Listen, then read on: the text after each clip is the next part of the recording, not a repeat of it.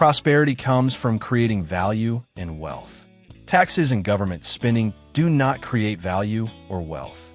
With the current debate over government spending and government control, I thought it would be useful to revisit a few basic economic concepts. The first one is how wealth is created. Wealth is created by saving more of your income than you spend. Now, in the short term, you can spend more than you make, like when you're spending money to open a new store.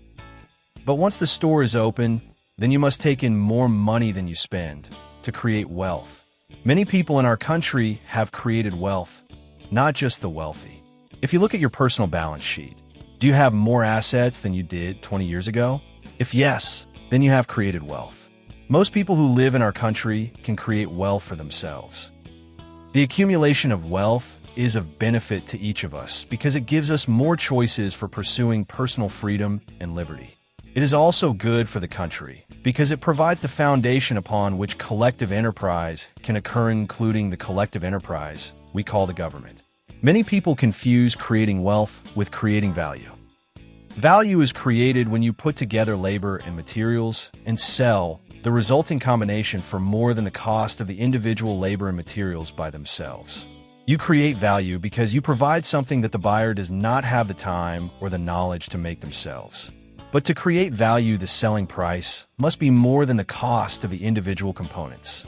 Creating value is important because if you want to create wealth, spending less than you make, then providing value allows you a method of increasing your inflow over your outflow. Creating value is also important because value is what drives commerce, which drives our country. We buy goods and services because we see the value of what those goods and services provide us. Otherwise, we would not buy them. Creating value creates demand, which allows you to sell something for more than it costs to acquire it, and thus allowing income to exceed expenses, thus creating wealth. These principles apply whether you are Bill Gates, investing billions in a new software application, or a boy with a paper route who puts 10% of everything he earns into a piggy bank. Prosperity for all is a direct result of the creation of value and the accumulation of wealth. So, let's put this in perspective of the government. The government neither provides for the accumulation of wealth nor creates value. We know the government does not provide for the creation of wealth because it taxes wealth, so it takes wealth away.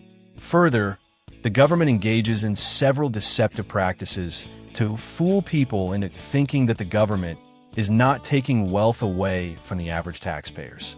Campaign slogans talk of taxing the wealthy and taxing the corporations. But the government engages in a host of taxes, fees, assessments, licenses, and other revenue sources that affect people of all income levels, and in many cases affect people with less wealth more than those of greater wealth. The more money the government takes from its citizens, the more it reduces the wealth of its citizens. We also know the government does not create value. In fact, it wastes value creating resources. A perfect example is labor. A person in the employment of a private enterprise is going to create value as the company sells its products for more than it costs to make. But an employee of the government is engaged in no such value creation activities. So, the more people who depend upon the government for their income, the less who will be engaged in value creating activities. The result, the bigger the government grows, the more value creating resources it removes from the economy. There is probably a critical point at which a government could get so large that its pull of value creating resources from the economy, along with its pull of wealth from the citizens, has such a significant impact that the economy cannot grow, and thus it shuts down the ability of the economy and individuals in that economy to create wealth. What I do find interesting is that our economic growth is no longer fueled by the natural creation of value and the creation of wealth through industrious activity of our citizens. Economic growth for the past 20-some-odd years has been achieved by the government borrowing money, or perhaps we should say creating money, and then feeding that money into the economic system, which in turn increases demand, allowing for the creation of wealth through rising prices, the laws of supply and demand. There are questions we should be asking. The first question we should ask is if this new economic model is sustainable. Can we borrow our way to wealth creation? The second question we should ask is, has the government reached a size where it has pulled and is pulling so much wealth and value, creating resources from the economy that the economy can no longer grow through the efforts of individuals and business enterprises creating value and accumulating wealth? I'm not a trained economist, but sometimes things that are out of the realm of our expertise still seem obvious. I'm not a ship's captain, but I still know that when navigating a channel, I am best to stay near the center of the channel as opposed to getting too close to the shore. When I look at these questions, the answers are obvious. We cannot manage long-term economic growth by borrowing and or creating money. And we some time ago reached the point where the wealth and productive resources pulled from the economy by our government are having a very detrimental effect on the accumulation of wealth and the creation of value by our citizens.